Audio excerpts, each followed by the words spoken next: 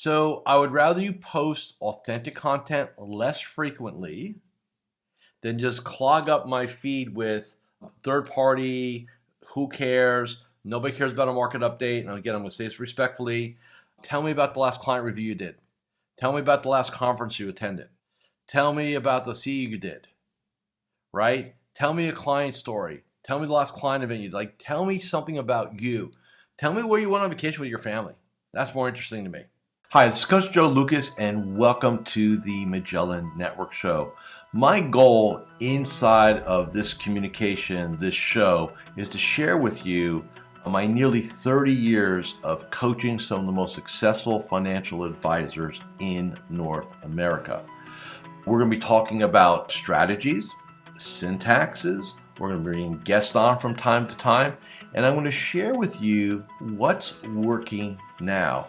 So think of this show as sort of like a little one-on-one kind of mini coaching cast, if you like, where we're going to be going in depth from time to time on strategies to help you grow your business, get more effective, become more efficient, find balance in your time management, grow your business, and quite frankly, whatever else is going on in the world today. So before we get to today's episode, I'd love for you to do a couple things for me.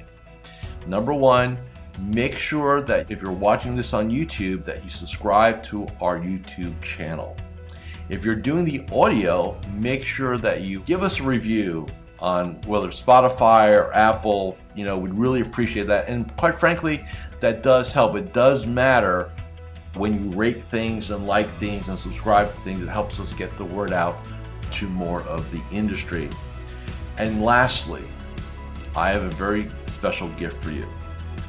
Go to MagellanNetwork.net, so one word, MagellanNetwork.net, and I have for you a complimentary membership, 100% gratis, where you can tap into about between 50 and 75 hours of masterclasses, forms, tools, templates, and strategies. So please go ahead and make sure you go ahead and get that claimed. Smash the like button and subscribe. And please go ahead and leave us a review on whatever podcasting platform you're on. And now, let's get to this week's episode. Hi, it's your Coach Joe Lucas, and welcome to this episode of the Magellan Network Show. In this episode, let's unpack a little marketing, branding, and business development, shall we? But first, just as a reminder, I don't sell anything on the show. All I ask is that you go ahead and forward this episode, if you find it valuable, to your friends and colleagues in the game, in the business, and that you subscribe to either Magellan Network or my YouTube channel. So let's unpack advisor, branding, marketing, and business development, shall we? First off, I find that most advisors lump them all together into one in the same bucket, and let me explain the differentials and just some best practices around each one. So branding, right? So how do we define branding? That is going to be your identity. That is going to be your website. That will be your LinkedIn profile. That will be any and all social media landing pages, right? And just a couple things that are around that real quick on the website. First and foremost, I find a lot of advisors, if you're not refreshing your website, when I say refresh, I don't mean like have to do a full rebuild. But if you're not refreshing it at least annually, you're missing, you're behind the curve. What I recommend my clients do is every quarter, I reach out to their hosting company, vendor, whoever it happens to be, and hey, what's new? What are new capabilities? Any new templates? Anything like that? Just to be aware. Updating your website, posting your blog, your content, your newsletters, things like that are super important. There are two most important pages. Obviously, your landing page. And not just the landing page, but the top third of your landing page. And the About Us, Meet the Team, Bio, those are the two top pages that people search. So you want to really take a good look at that. What you don't want to have are like links to like the market, or I've seen like useful links, irs.gov. Why are we sending our people there? I have no idea. So eliminate all those links. You never want to encourage anyone to leave your website. Less is more. The next piece, the contact us. Nobody fills out that form if you haven't figured it out by now. So if you think about driving a behavior, right? So what should a web page do? It should really drive a certain behavior that we're looking for. What is the behavior we want? We want somebody who's not a client to seek us out and have a conversation. That's what we want. That is the desired result. So if I go to your website and I'm on that landing page, your front page, am I going to see hey, book a meeting with Joe, talk to Joe, or whoever, again, using me as an example here. Or am I going to get a contact us? I don't know really what to do. Should I call the office? Should I send an email? Should I fill out this contact list? Like, what should I do? If a person has to even think that, they are going to be gone. Okay? So make sure that it all points to the desired thing. Most of you would love them to, if you can do Calendarly or Pointlet or OneSub, that, hey, I can book a conversation with you, phone, Zoom, doesn't matter, and that's my desired outcome. But we're very clear on that, okay? Next piece on the website real quick, bios. I say this respectfully, nobody cares how many licenses you have because nobody knows what they mean. So i.e. they're meaningless, okay? Tell me what I'd love to see, and this is what I recommend to my clients. We have like 2 bios. We have the professional headshot, of course, with the professional background. And then we have a second, maybe a series of pictures with family, dogs, cats, hobbies, interests, right? Stuff like that. Make yourself a real human being, okay? Super important. Little things like that. Remember, people are doing business because of you. You can put about your investment process and your financial planning process. I'm not saying not to have that, but do not think that that is going to win the day inside that website. It will not. It's going to be the top third of that front page landing page and your bios. And then what action do you want? That is 80% of that game, right? And one last comment, then we'll get on to LinkedIn and some other things in this conversation. I sometimes go to advisors, especially if an advisor is looking to engage with me or my firm. I always do a deep dive and I'll go to their website. And I always find it fascinating how a lot of advisors' websites literally look like websites for travel companies. There's sailboats and mountains and climbers and beaches and oceans and lighthouses and all this other stuff. Has nothing to do with what you do, other than the fact it's a pretty picture. One of my clients recently, they hired a designer to do a website, and I went to it and it was like the town square. I was like, oh, this must be like a website for the Chamber of Commerce, right? Like it has nothing to do. So I want on that first third, a picture of you and the team, a picture of you working with clients, a picture of you in your building, but something like that's about you and who you serve. We're not doing travel, okay? Now, LinkedIn profile. There are plenty of consultants who help you build it out. Some of you probably need to do that. But I will say this, up-to-date picture, please. I had a one-on-one with an advisor not too long ago. I went on a LinkedIn profile, and I expected to see this person show up on my Zoom, and the person showed up on my Zoom plus 20 years. Like, that to me sends a bad message. Almost as bad as having no picture. So your LinkedIn has got to read exactly like your website. That is your marketing collateral, right? We want to keep our brand has got to be uniform. Most advisors don't spend now. Some of you are going to sit there and say, well, Joe, that doesn't matter to me. I work primarily off referrals. I will tell you 90% of everybody who's given your name is going to search you.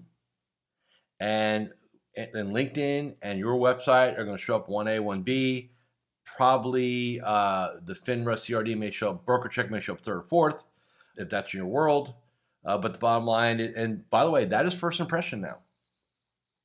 Years ago, first impression was when you first met a person. Today, first impression is all about online profile. It's a reality. Referral, COI, doesn't matter. I don't care if you're doing a smart asset. First impression. Make sure yours is the best, okay? Now, that's branding. Now, marketing. What's marketing? Marketing is code for what I call messaging. So that is what we're posting on our social sites.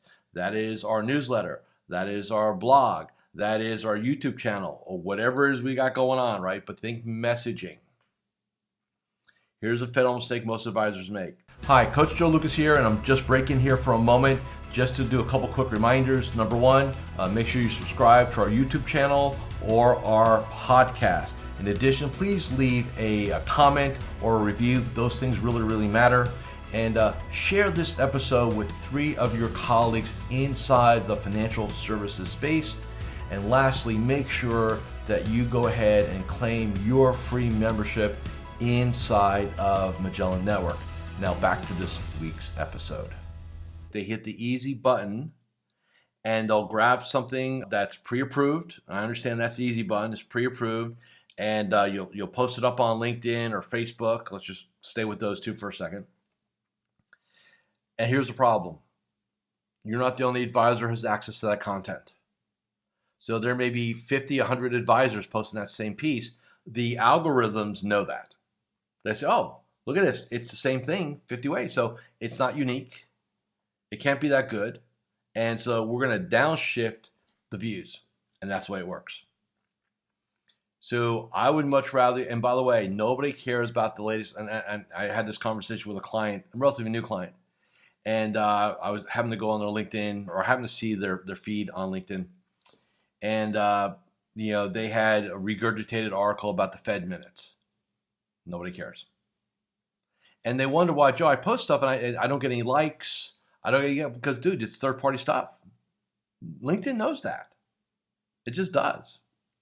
So I would rather you post authentic content less frequently than just clog up my feed with third-party, who cares, nobody cares about a market update. And again, I'm going to say this respectfully. Tell me about the last client review you did. Tell me about the last conference you attended. Tell me about the CE you did, right? Tell me a client story. Tell me the last client event you did. Tell me something about you. Tell me where you went on vacation with your family. That's more interesting to me. Give me some photos, right? That's more important.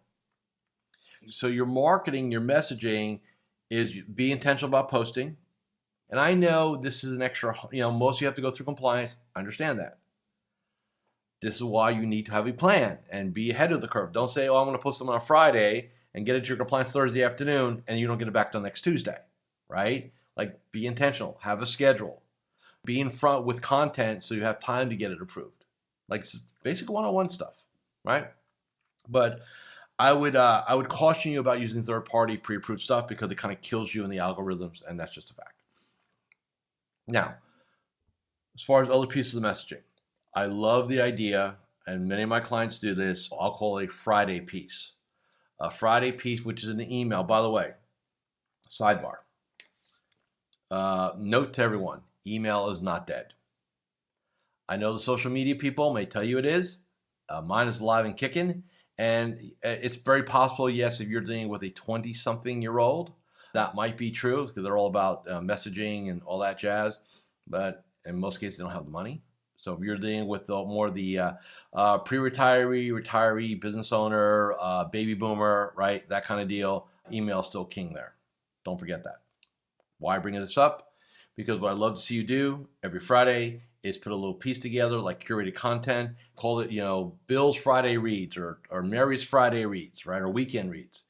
2 or 3 curated third-party articles. This is not social media, so that's why we're not going to have a problem with the algorithms, right? It's going to be email with links to articles that we find valuable.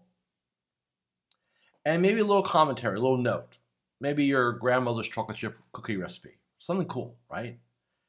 And that goes to clients, prospects, COIs every Friday with a little note. Hey, if you find these links valuable, please forward it to a friend, family, colleague, and coworker. Boom, goes out. It's a touch, adding value. Third-party piece, again, you can put whatever you want in there for yourself. I'm okay in that instance using third-party information, third-party content. Fine with that, right? Why? Because it's not in our social game. It's not going to kill our algorithms. It's not going to kill our reach, okay? Most advisors' email list are actually woefully underutilized. We're all seduced with the Facebook piece and the LinkedIn piece and the Instagram piece and whatever else is out there piece. And the best tool you have to deploy is your email list. So make sure you're messaging there. Okay, make sure. Now, biz dev. Let's talk about that. So biz dev to me is, well, very simple. I call it the ground game. So what are elements of biz dev? Referral strategies, COI strategies, optimization strategies, anything that would get us a new household. Okay? So referral strategies, I will devote an entire episode to this at some point. Bottom line is you need to have a proactive, reoccurring, everyday strategy. 98% of advisors don't, missing a massive boat because, again, all the boomer retirement, all the advisor retirement, everybody, I guarantee you right now, I'll stake my 30 years on this. Every one of your clients knows someone that's going to retire in the next 24 to 36 months. Every one. Okay? So think about that. Wouldn't you like to at least have a conversation with that person? My answer to that would be probably yes. So let them know you're there. Again, we'll devote a whole episode to it, right? Next, optimization. What does that mean? It's biz dev. Making sure we have all the client's assets. We're serving them at the highest level, right? So, case in point, how many of you have a balance sheet or financial plan that's no more than 12 months old with your clients? Again, right in front of most advisors, present, but we do nothing about it because we're off being unfocused. Again, referral, introduction game, optimization, balance sheet / financial plan. Next, biz dev. What have we done to our clients' adult children? Most advisors talk about, I'm in RMD hell, right? Because I'm leaking RMDs, and so on and so forth. When do most advisors worry about the next gens? At their funeral. First of all, I find that distasteful. They're burying probably their last parent, and yet we're trying to figure out how to retain assets. Just doesn't feel good to me. So why do we not wait for that and start looking to build relationships with the adult children of our older clients now, proactively, intentionally, right? Before mom or dad's at the funeral home. We'll get to it when we get to it. Again, massive miss. And lastly, biz dev. Again, there's all these other things we do. Again, I may unpack that in a future episode. Just knowing who else is involved with your clients. The old COI thing, right? CPA, attorney, business coach, therapist, who's ever involved with your client's game, depending on if your client is a W-2, retiree rollover situation, or it's a business owner / professional. Again, there are going to be different COIs in both. Some non-traditional, quite frankly. You want to know who else is influencing your clients. Because sometimes there's an opportunity, and I know the CPA thing is that's like the easy button. Oh man, just the easy button sometimes the hardest button because of their mindset.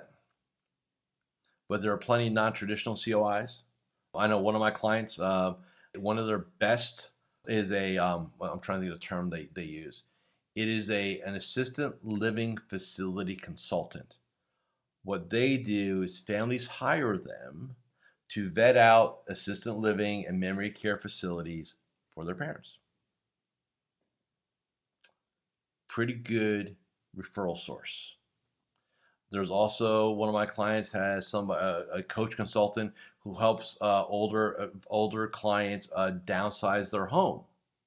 Again, great referral source. So just think non-traditional on the business owner side, professional side. I don't coach business owners. There are, my contemporaries that do. So get a relationship with a really good business coach, a really good EOS implementer, marketing consultant, people that would operate, right? A lot of times, a great business / executive coach has a lot. If you think about what is the center of influence, what does the I stand for? Influence. A good / great business coach adding tremendous value to your joint client has a lot more influence over that client than their CPA does, than their attorney does. Yet the industry doesn't even think about that. So I've never thought about that. So think non-traditional COIs. Don't just think regular COIs. Just some opportunities there, okay? And I just wanted to kind of unpack that for you guys a little bit today. It was just It's on top of mind because we're getting ready for our annual Vision, our strategic planning conference in Fort Lauderdale. And so one of the things we always talk about is, marketing, branding, and biz dev, obviously. And so just kind of top of mind. So I wanted to share this with you guys. So again, branding, make sure it's up to date, right? Marketing, make sure you get your message right. And then business development, make sure you're operating, again, with referrals, optimization, COIs, next gens, right? You want to get down. My perfect world for each and every one of you is you have a multi-generational practice serving multi-generational clients, okay? Thank you for watching or listening to this episode of the Magellan Network Show, and I will see you all again next week. Thank you for watching or listening to this episode of the Magellan Network Show. Hey, if any of this resonated with you, I invite you to come to MagellanNetwork.net, and we have a powerful group coaching community of like-minded advisors. Come in for a trial. You and I will have a one-on-one conversation. Let's see if I can help elevate your game, both personally and professionally.